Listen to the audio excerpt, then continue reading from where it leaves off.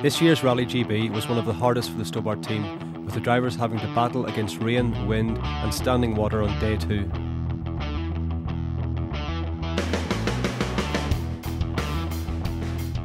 Matthew Wilson experienced some of the hardest conditions of his rallying career, and with handling problems on the last stage, when he thought he had a puncture, it made things even more difficult to get to the end.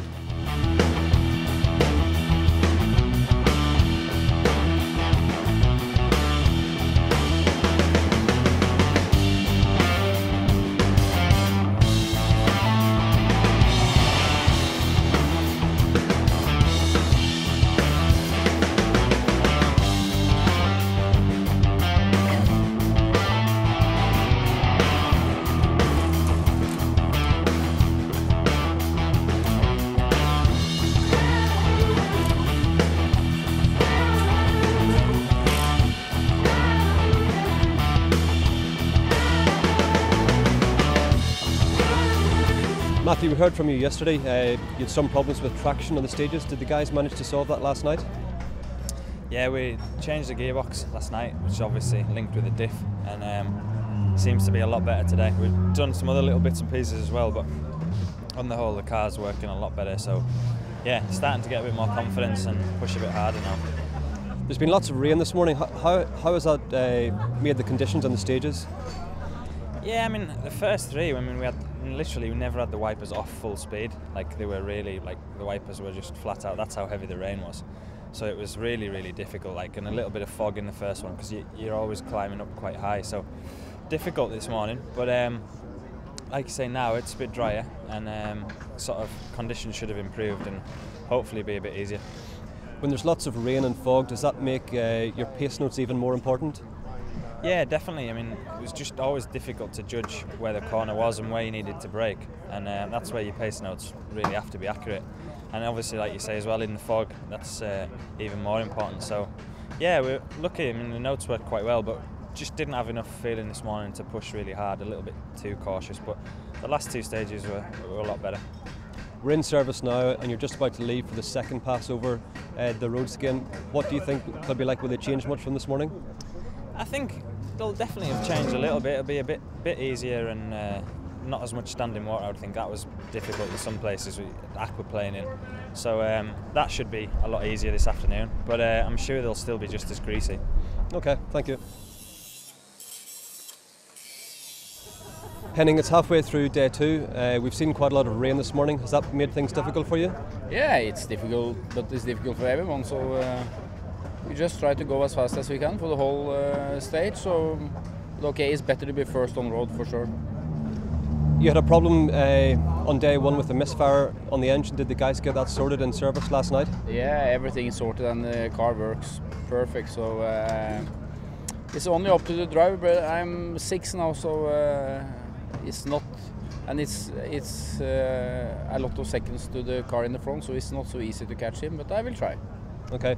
What's the plan for this afternoon? Do you think will the roads have dried up much, or will you be able to have another push? Yeah, I will push. So I do that always, but maybe we can push harder now if the weather stays better and if it cleans a little bit up. So we're halfway through the rally. Are you happy with your position in 6th? Yeah, I'm happy, but I hope for 5th, but it's not so it's not been so easy. So I'm quite happy. Okay. Good luck this afternoon. Thank you. Henning Solberg set out to hunt down Sébastien Ogier, but when the Frenchman put his car off the road on the penultimate stage, it left Henning with a top 5 position. This was his best ever finish on Rally GB, and along with Matthew Wilson's 6th, the team have managed to score points on every championship round this year.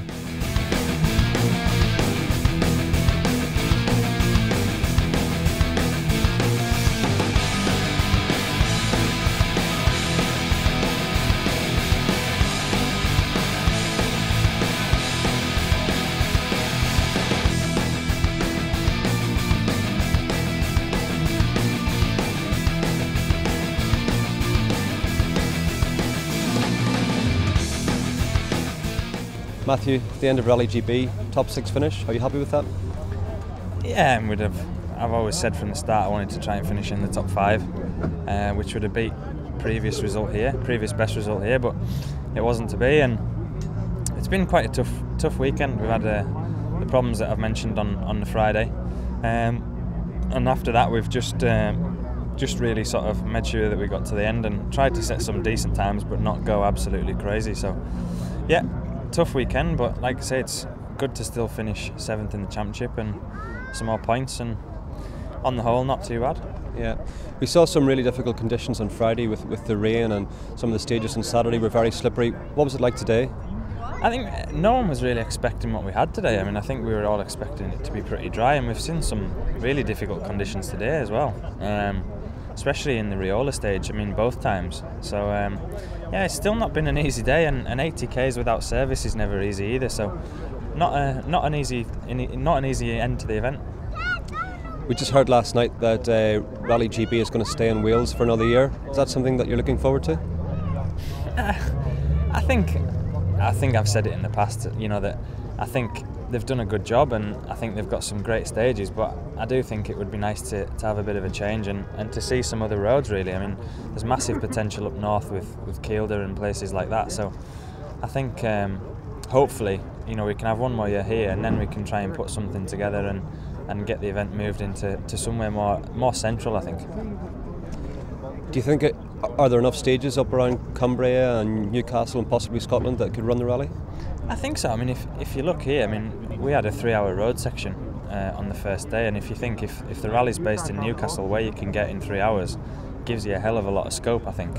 You know, you've got Kielder, South Scotland, you've got Cumbria, you've got North Yorkshire. There's a massive potential there. So I think you know, and even without going that far, you've still got good stages. So I think there's potential for a really good rally up there. Scott, there was lots of rain here at Rally GB on day one, and Matthew was saying it was very difficult for him to see out. Does that change things for you whenever you're calling out the pace notes? No, not really. I mean, I generally don't look out the window anyway, so there's a lot of times I don't know what it's doing, and you know, I can't see, and I don't need to see. But I mean, one thing you have to bear in mind, that when conditions change like that, the pace changes, and it can sometimes be a bit slower.